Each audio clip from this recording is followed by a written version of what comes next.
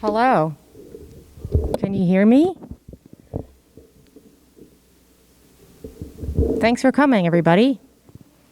I'm Sue, and I'm a mom, and I'm assuming you've read the name of the thing I'm going to talk about. So either you're a parent or have an interest in how parents live their lives. If you're not either of those, you're totally still welcome to be here. You can tell me why you came later. So I was performing last night. I'm an artist, and I teach new media art at the college level, and I teach creative coding to art students, and I've been involved in art and technology for a long time, since the mid-90s. And my son was born the year the iPhone came out, and my daughter was born the year the iPad came out. And so we can count how old my son is in case we forget by the fact that we're on the iPhone 13. And while I don't have a lot of time to put into my mom versus machine project, it's something that I think about a lot. And my goal here today is to just tell a little bit of a story about my recent few years of parenting around screen time, and then just open it up to questions, comments, maybe a little bit of workshopping for your own self and your family, or things that might be stressing you out about screens, even if you don't parent kids with screens. So I will share some other things that I do. Ew.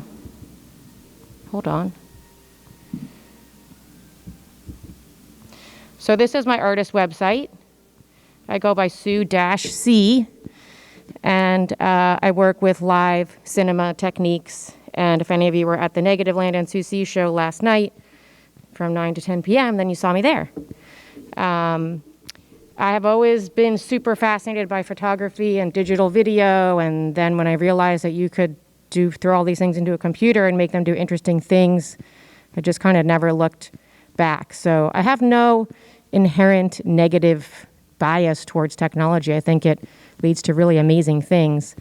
I just have seen it do really strange things to my children and to my own mental health around being a calm and centered parent. I've also smashed an iPad on purpose, which we might talk about later. It was fully functioning at the time. So this is what some of my work looks like. You can visit my website later and peruse at your leisure. I usually have some kind of camera and things I put under it, and I make films. Super fun. Shameless plug here, especially since half the band walked into the room. You can also, if you can ever remember how to type this out, it's normal for some things to come to your attention.com. You can see a full-length audiovisual performance by Negativland and Sue C, edited by Ryan Worsley, also in the room. You can watch it on YouTube or on Vimeo. And then we'll get to my burgeoning side project that I haven't posted to in over a year, which is Mom versus Machine.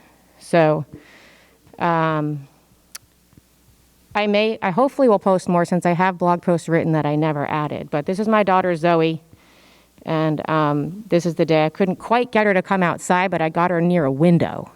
And I thought, well, I'm going to be proud of that for today. She's doing her iPad in the sunshine.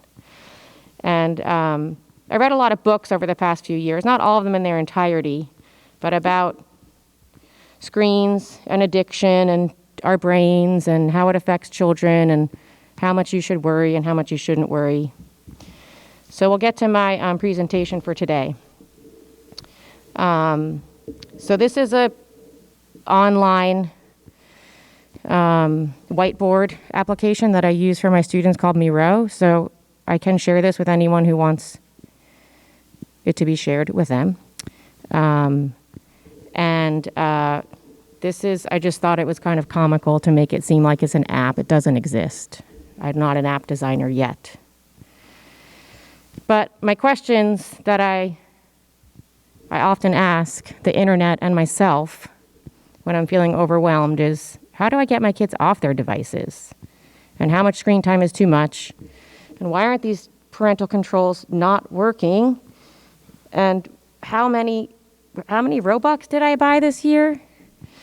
And is it true that all app developers hate parents, or is it just YouTube that hates parents? Because you can't really get rid of autoplay. And if you try to get your kids who are under 17, convince them that YouTube Kids is the age-appropriate platform, they will want to kill you because nobody actually creates content for YouTube Kids that's interesting if you're over the age of 5.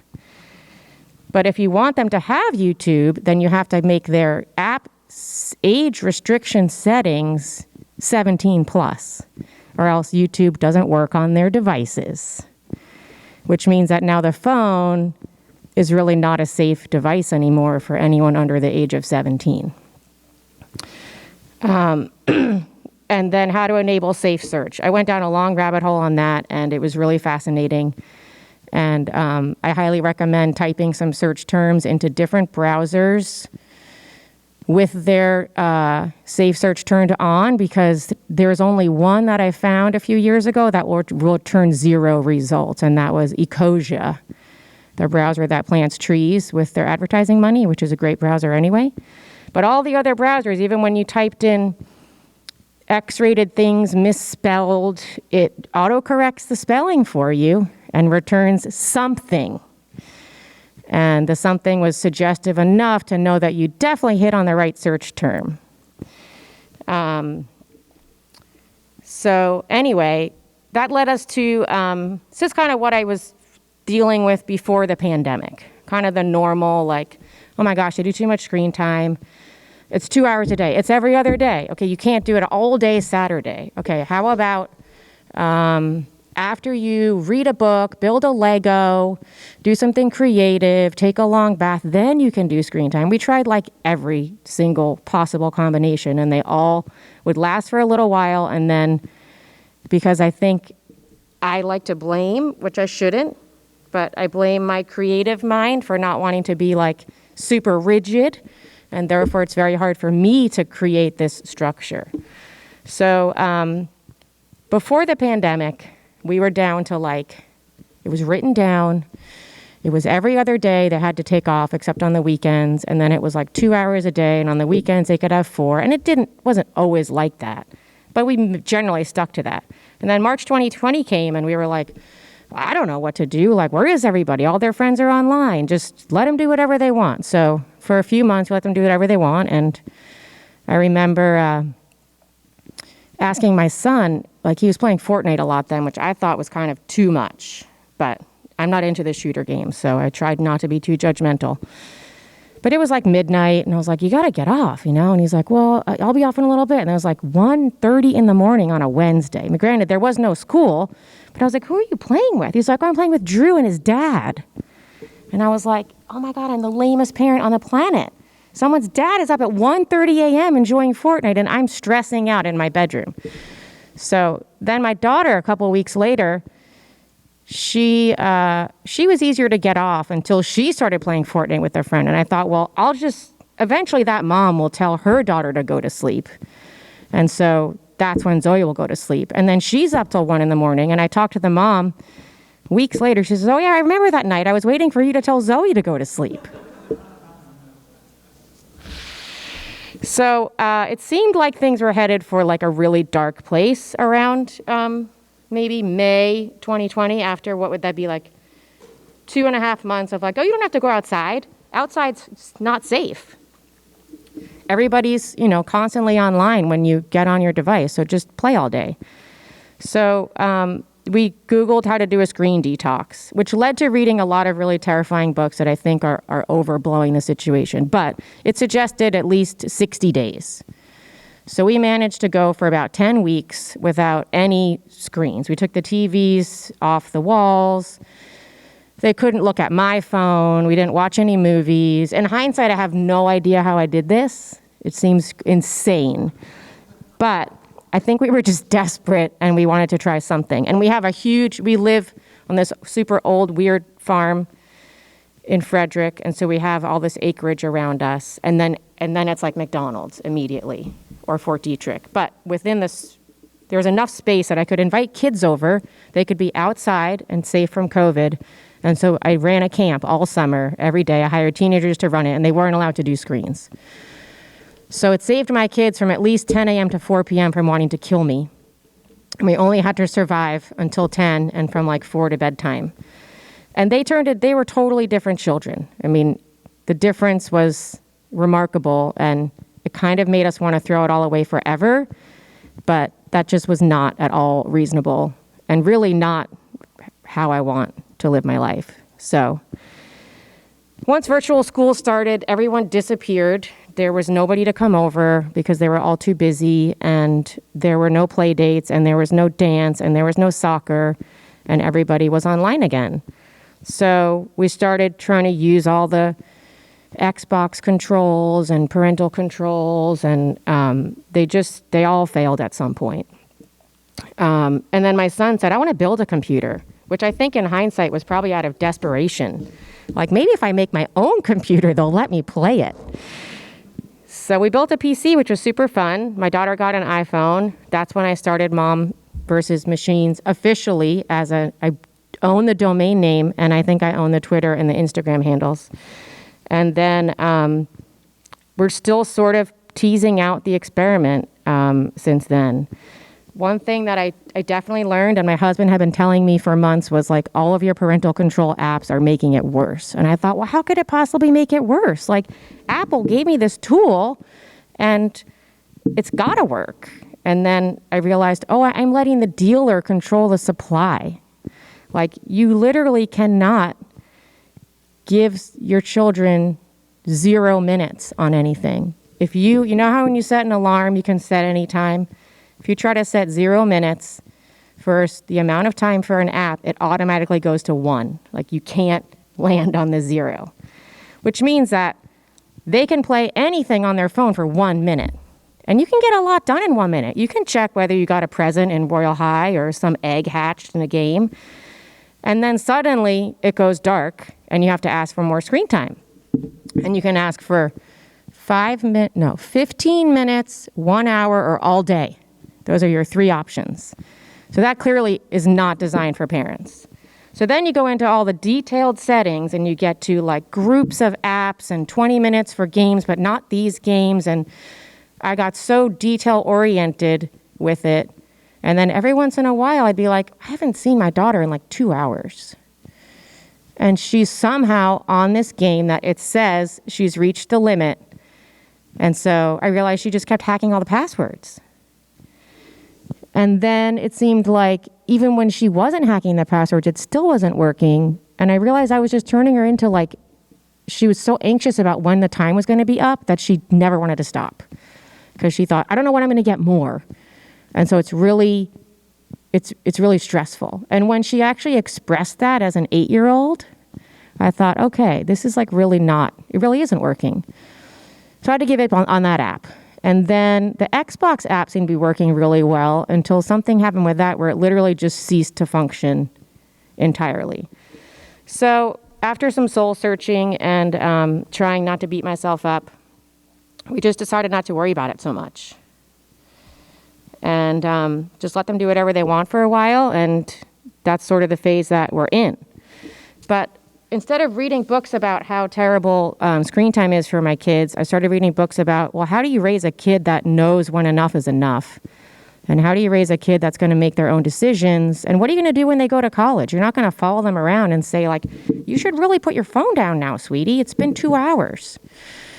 So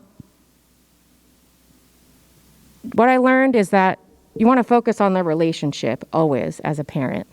And your relationship to the relationship your kids have with their screens affects how they see it. So if I'm constantly saying, that's too much, don't do that, that's not good for you, you're being controlled by millions of Silicon Valley venture capitalist money and really smart engineers from MIT and Harvard and all these places. They're just trying to get you to play more, or they're trying to sell you stuff. Like, they need to know that. But when I say that every day for 3 weeks, then they just start to feel terrible about themselves. So we're focusing on adding things back in. How do you get them to do less screen time while you get them to like other things more? And maybe they're going to really just love a game and need to play it, and it's good for them. So after a few months of saying dinner really is at 6:30 every night and you have to come, but it doesn't mean that screen time's over, because it used to mean after dinner there's nothing. So dinner was stressful because it meant the end of the fun. Now, nobody complains about coming to dinner every night. Sometimes we even play Stardew Valley together after dinner, which is pretty fun. Half of my 2 children do all their homework and chores without nagging. So that's a 50% win. We don't argue about screens because we don't really ever tell them to get off unless it's pretty obvious that it's just like gotten too late. And generally, the same half that does their homework and chores also just goes to bed. Like, we used to always have to say, it's time for bed, it's time for bed. Turn that off, it's time for bed, it's time for bed, it's time for bed. And now I go in there at 9:30 and the child's asleep. They both spend a lot more time on screens than I would like, but what did I do after school? I watched Three's Company and General Hospital and whatever else came on. And days when I stayed home sick, I watched The Price is Right and whatever else came on. So they need downtime, especially after school, and on some level it is what it is. I rediscovered my love of Tetris because we got a PS5, or my son did, for Christmas, and he thinks I'm super cool because I'm good at Tetris. So that's a definite win. And then, while if you were at the show last night, you heard a lot of Jane McGonigal, recontextualized. She is a parent of twin daughters who are probably in kindergarten or so. So I think she's one to follow, either in the podcast world or just looking for her online. And she's a PhD game designer, and she's read all the research. And while she might skew it towards her own ends, as all good humans do, one thing I learned from listening to her is that we really do learn things from games, and that those skills are transferable to outside of games, with a caveat. And the caveat is something that I definitely tripped over in the past, and that's if you're constantly telling your kids that games are bad or screen time's bad, then those skills don't leave the gaming and the screen world. But if you talk to them about, like, oh, what's interesting about that? It seems like you had to develop a lot of strategy for that, or it sounded like you're really frustrated with something going on. And then you map it to things in the real world, then those skills transfer and you're learning something. And anything you learn is good for your brain, because that's how I try to contextualize school. I say, I know school's super boring. I know you don't need to memorize all these Civil War facts to be successful, but anything you learn makes it easier to learn other things later. So when you get to the point where you want to learn all this stuff about something you like, you can thank all the teachers that made you learn stuff that was kind of not interesting. So I'm trying to focus on the skill building and learning.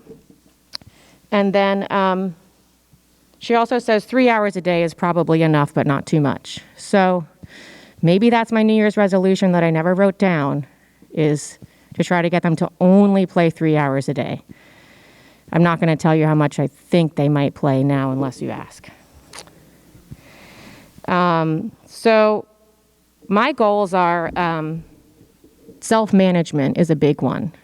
One of my favorite books I've read lately is How to Raising the Resilient Child. It's written by a DC area team of an SAT prep guru and a child psychologist.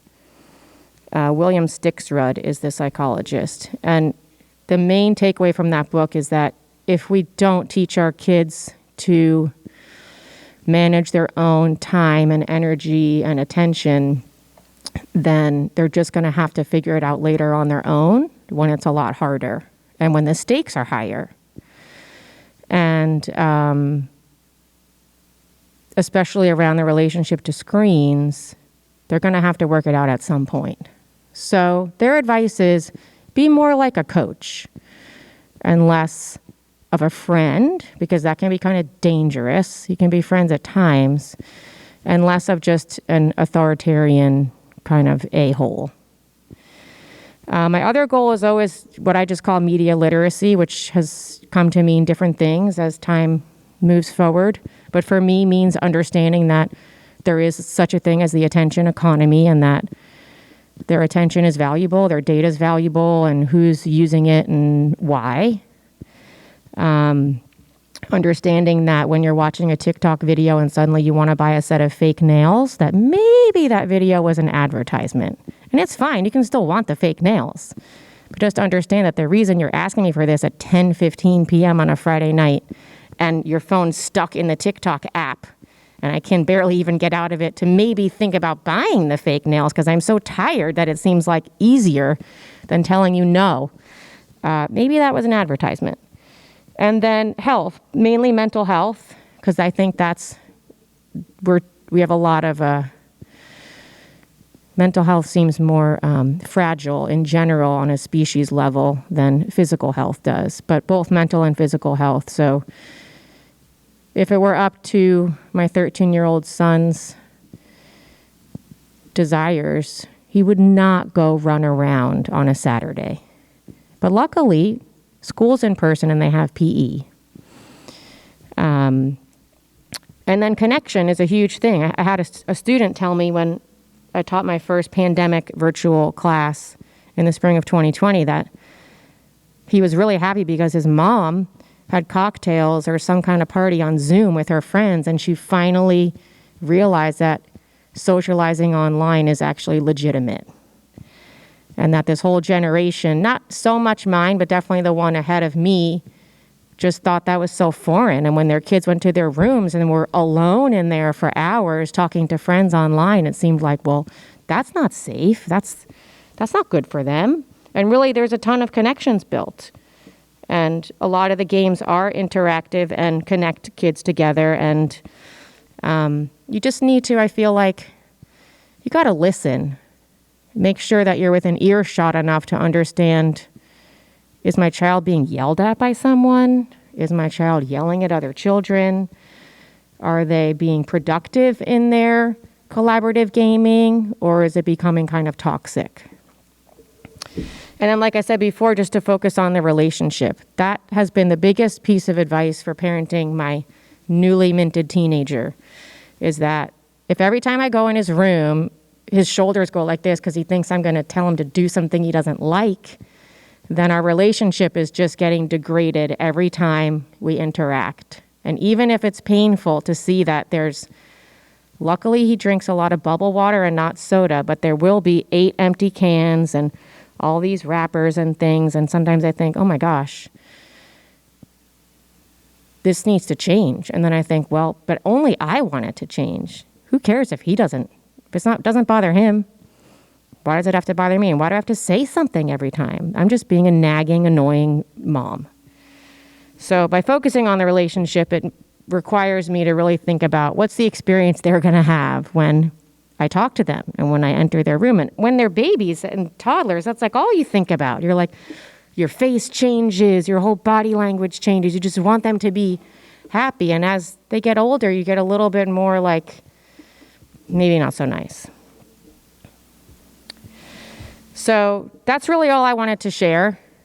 I thought that we can either be done, we can turn off the microphone, and we can sit a little less formally. And I'm inviting you to take the time now, if you want to pull out something to write on and to think about 3 things that work for you and your family or yourself around screens, gaming, whatever you use screens for, and 3 things that don't work. And then pick one of those things to change and think about what would make the change easier.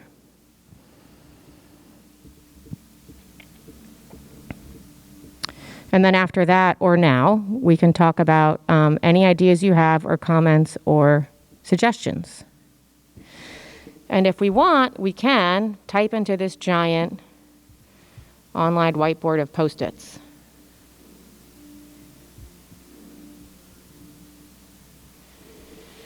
So thank you for listening. That's it. Ta-da.